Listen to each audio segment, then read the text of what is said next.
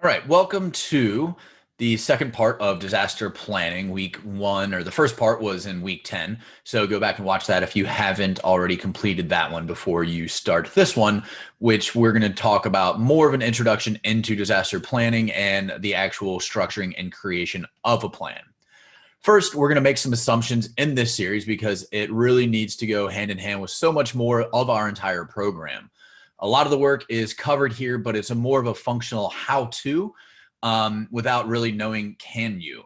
So while you might be able to create a plan, it might be missing some key pieces on, based upon your ability to identify everything. So just because you've gone through this doesn't mean that you're going to have a complete plan. A lot of that's really on you. Just keep that in mind.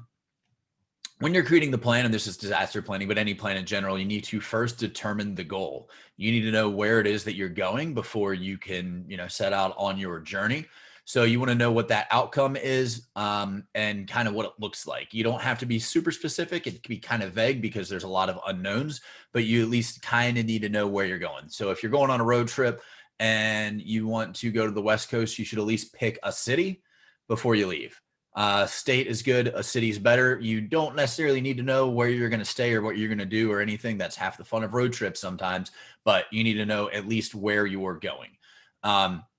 And then before you set off on your road trip, before you build your plan, you need to know where you are. So that's why the foundational work that we do throughout this entire course is extremely important for disaster planning. You need to know your business, yourself, your people. You need to know your customers. You need to know what you're strong at, what you're weak at. All of those things need to be considered in order to create a solid plan. And that's disaster plan, growth plan, any of those.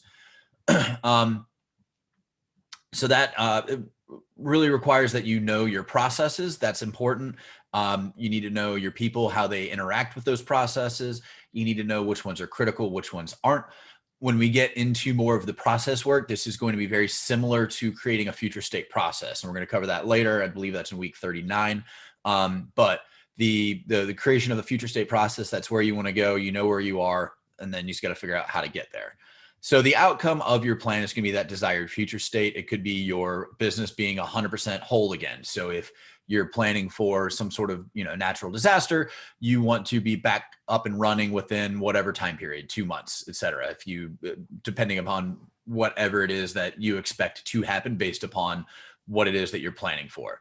That could also just be you successfully implementing some sort of pivot. So that's taking your business from where you are now to another direction. And we'll talk about pivots later. But again, you just want to know what that desired future state is.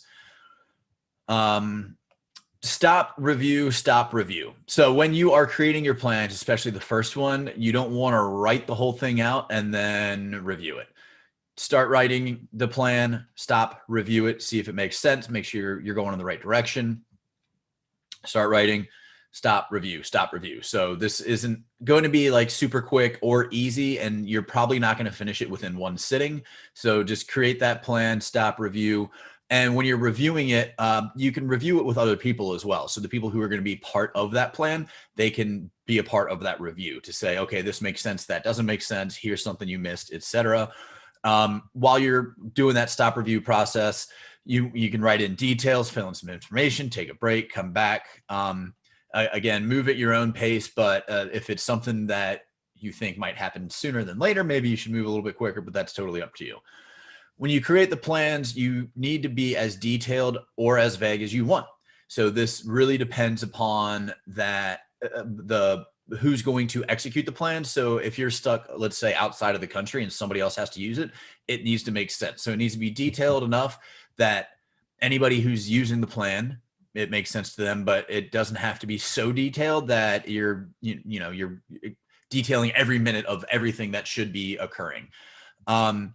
You need to walk the fine line of what you're comfortable with, and when it versus like when it comes to calling audibles in a stressful situation, versus having everything planned to a T. So if you're good at calling audibles, go right ahead and do that if you're the one who's going to be executing the plan. But again, if somebody else has to do it and they're not good at thinking on their feet, then maybe it shouldn't be. And not every area has to be as detailed as other areas. So you can take some, depending on how well your team is trained or how solid your business is, you don't have to, you can kind of let your business take care of itself in certain areas versus other areas. So things that like day-to-day business as usual that would occur during this plan, maybe you don't need to detail that. You just need to say, do what you normally do.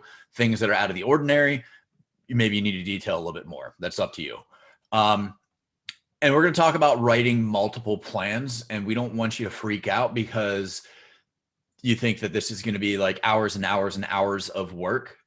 The first one is going to be that, but after that, you can take something that you've already created and kind of just mold it to something else. And so you'll add some parts, take some things out, but you'll have that basic framework for a plan, which you can reuse over and over and over again. And as you do more and more of them, it gets easier and easier. But again, the first one's going to take you some time.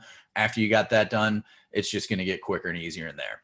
So that's it on the introduction. And the next video, we're going to talk about structuring and creating the plan.